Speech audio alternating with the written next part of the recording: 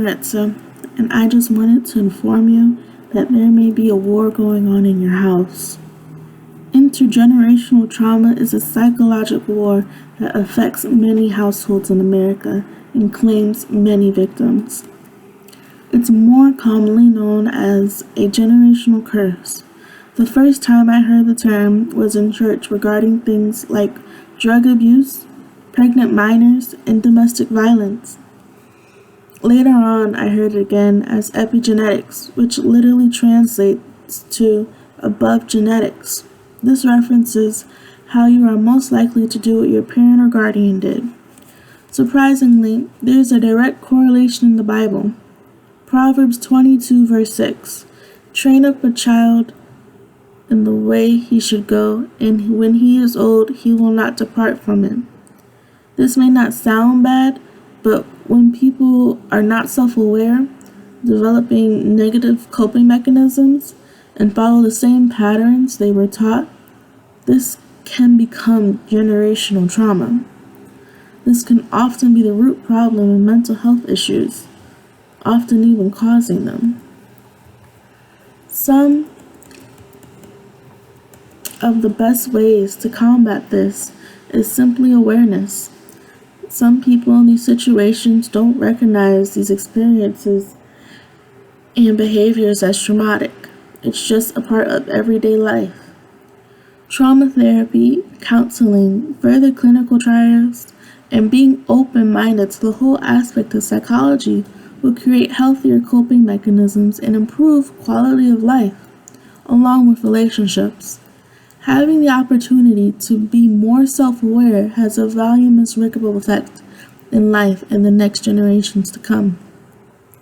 Diving in deeper on domestic violence, let's clarify that it can present itself as various kinds of abuse, like emotional, physical, financial, sexual, verbal, psychological, digital, reproductive, even including stalking, isolation, and being controlling.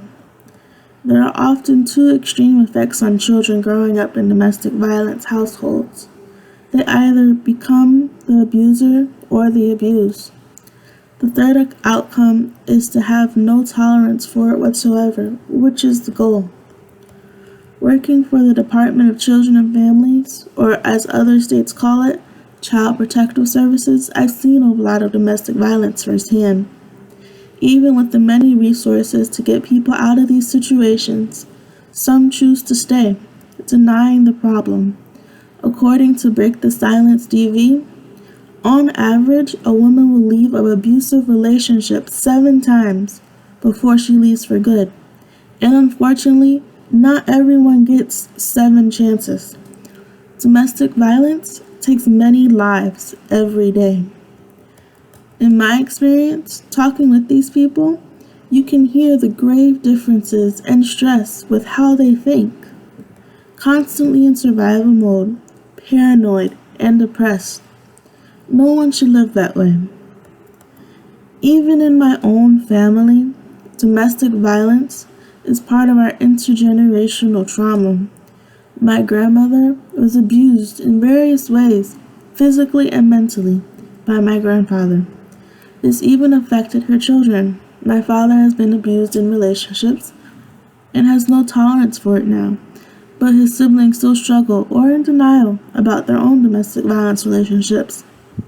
For a long time, especially growing up, I thought that the various types of domestic abuse were normal. You just had to know when to pick your battles and what was worth the fight. Even now, my subconscious understanding of romantic relationships is simply picking someone who you can tolerate best. Even if that means tolerating toxicness. Even if that comes with punches, manipulation, or being forced to have children, it is still something I am unlearning and recognizing as unhealthy.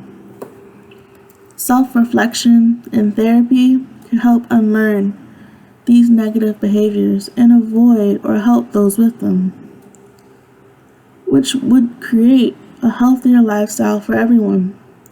This dynamic is a ripple effect and will turn intergenerational trauma into generations of mental health and hopefully happiness.